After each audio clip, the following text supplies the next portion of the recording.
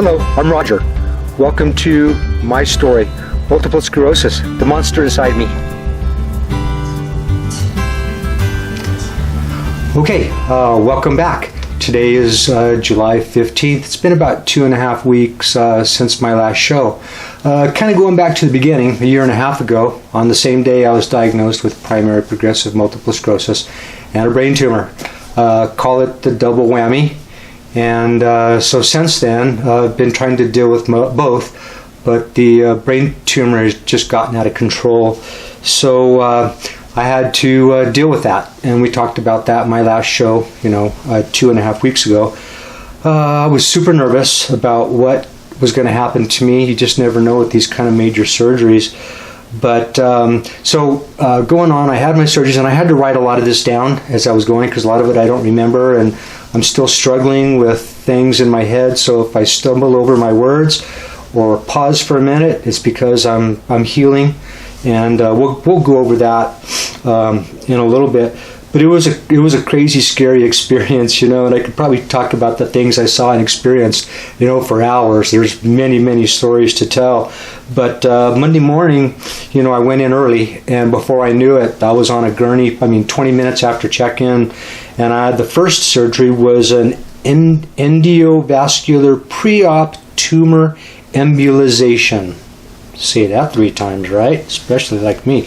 That was 3.5 hours. I woke up, 3.5 hours later. I had neurosurgeons standing around me, and first thing we do is go through that test. Do you know where you're at, why you're here, what day it is, can you move your arms and feet? And I passed all those things, so they whisked me off to my room, and I was in my room probably by about noon, ICU. And it was a room intended for one person, and UNMH is so just overwhelmed. And I heard at one point they were 151% of capacity. But anyway, I was in an ICU room meant for one, and I had a roommate.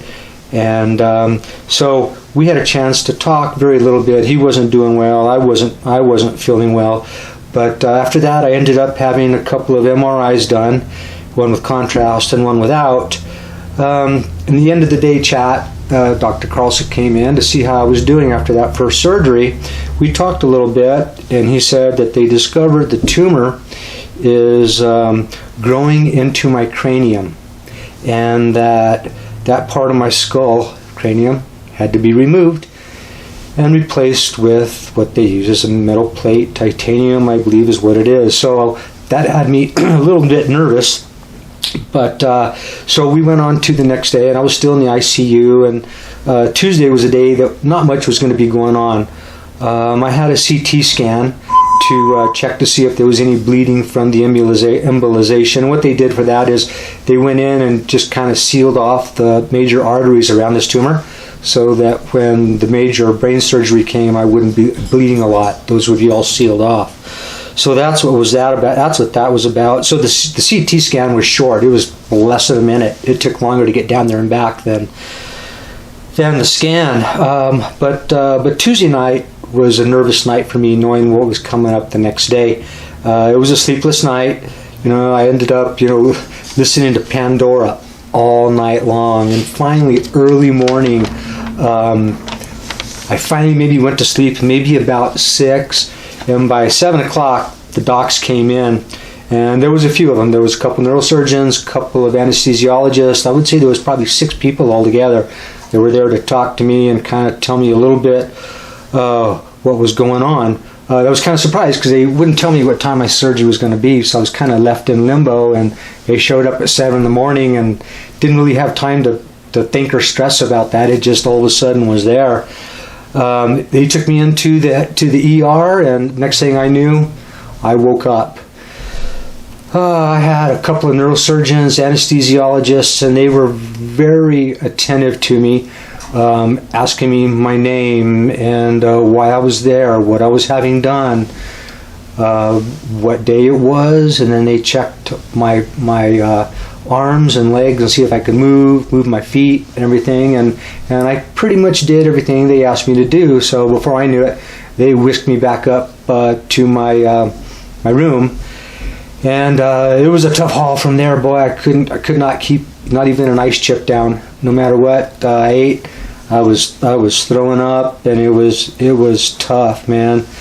But you know, when it was all said and done, I had a tumor with a length of 8.2 centimeters removed, which is big.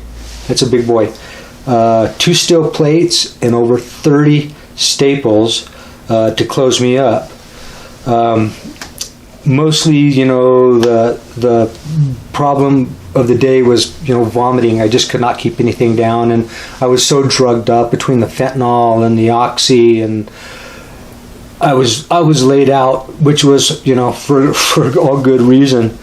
But Thursday rolled around, and you know, going back a little bit, sleeping in the hospital just doesn't happen. So those are nights that I just really, those first two nights, didn't get much sleep. So woke up Thursday morning, and I'm kind of trying to wake up, and was still unable to keep anything down, not even a drink of water. I had a visit with the speech therapist and talked to her for a little bit. Then I had a visit by the, okay, I need to switch pages here, moving on. Then I had a visit with the occupational therapist, and we went for a short walk, and there were really no issues, no problems, you know. I mean, considering for a guy that just had brain surgery, I was doing okay. I was hurting, not going to deny that one bit. I was just laying there for a bit trying to get my senses to me, and I heard a familiar voice in the hallway, and before I knew it, my dad walked in. And it was really nice to see someone walk in that I could talk to. My dad was there. He was concerned about me, of course, and so I had a good visit with him. He was there for a couple of hours. I still couldn't keep anything down while he was there, so that was probably not a pretty sight for him, but I was sure glad to see him show up, and that was great. But after he left, the nurse came in and told me that I was doing such a good job at getting well, they were going to move me to a regular room. So I thought, okay, well, that's good. We're out of ICU. That's good for me.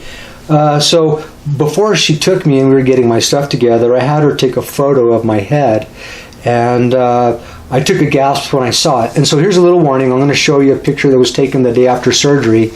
Took this picture, and then I'll show you another picture right after that. Hold on for a second. And then I'll show you a picture of what it looked like the day I had the staples taken out. So I'll show you a couple of pictures there. Okay, you can turn back now. Pictures are gone. Back to me.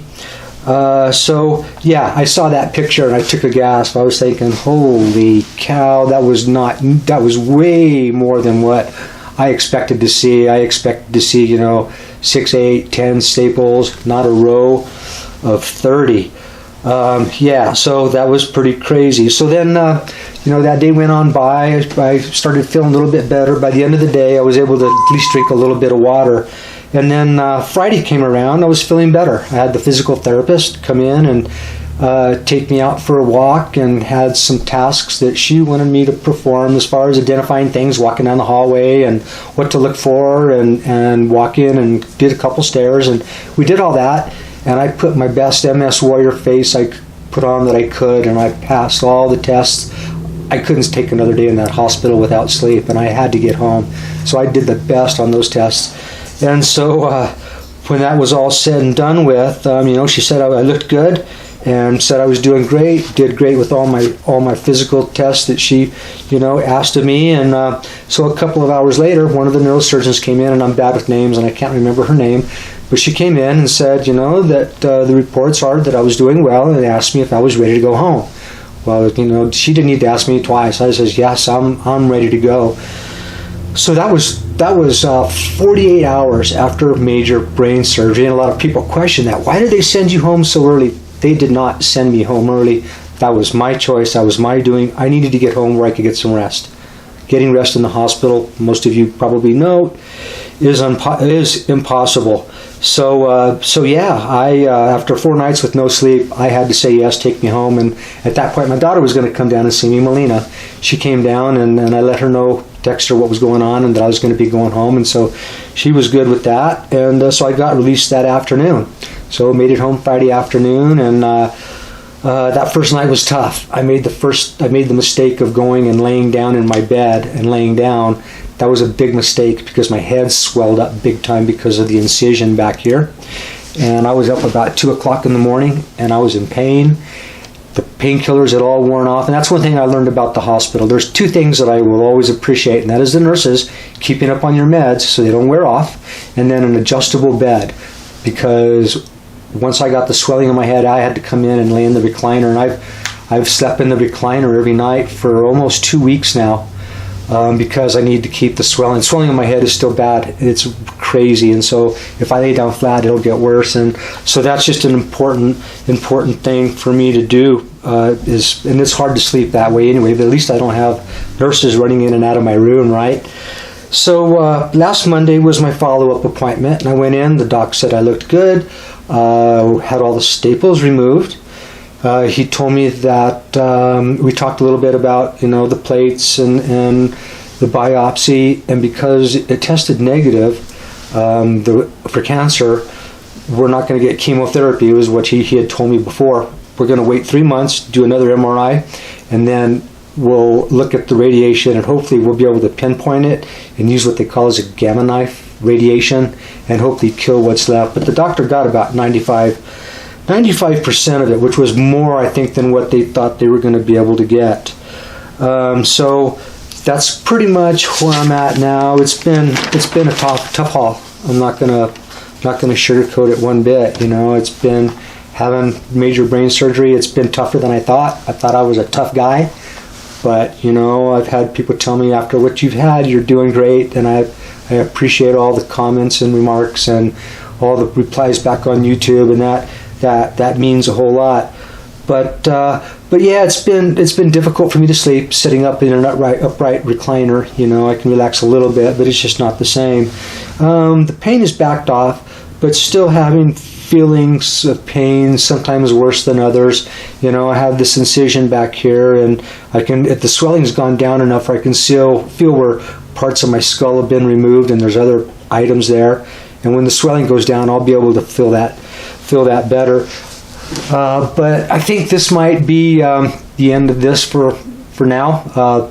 Plan on coming back maybe here in a couple weeks and talk about progress. For now, I'm just staying put. I've been taking Chip Dog out for short walks, an eighth of a mile, quarter of a mile in the morning, and just moving around a little bit. I'm not ready for longer walks because I have balance issues. Where this tumor was up against a part of my brain that affects my balance and vision, and I'm having definite balance issues. Anytime I leave the house, I pretty much use a cane, or if I'm going to go walk in the desert, I'll take my desert walking stick. In the house, I don't use it because I'm okay, but definitely off balance, and my vision is a little bit weird at times too, and we're hoping that over the time that these issues will hopefully correct themselves somewhat. But for shout outs, I want to give a couple shout outs, and I want to give a shout out to all the medical staff at UNM Hospital. Some of them I know will see this, and they're great people. They gave a great service. They took great care of me. They're very caring and good people, and was really satisfied with my care at UNM Hospital. But one person in particular was an ICU nurse, and I am bad with names, and especially after I had 2 surgeries while I was in her care, I didn't remember her name, but her husband was a long-term subscriber of my YouTube channel, and we kind of put that together a little bit, and I want to say thank you to her because she was the nicest lady, gives the greatest care, and I just can't say enough about her. And also I want to give a shout out to her husband. I don't know what his name is or who he is, but give a shout out to him, and I want to say thank you for watching. Your watching and everything is much appreciated. And I want to say thank you to everyone out there who has followed along on this journey with me. It has not been easy. We're going to try to keep it going the best we can. Hopefully we can recover from this brain surgery and focus more on my fighting off this MS monster, because that's still an issue. Still have numbness in my feet, still have other things going on with that. But that being said, I want to say please give me a thumbs up if you like what you see. If you have questions or comments, please leave them down below. And I'm still waiting to hear for some questions and answers, because I want to do a questions and answers segment on MS, the monster inside me. So if you have any questions for me that I can answer about my stay in the hospital, my brain tumor, my MS, please leave them down below and I will address them. the next time out. So that being said, I want to say thank you for watching the Candyman Raj YouTube channel and MS, The Monster Inside Me, my story. Thank you for watching.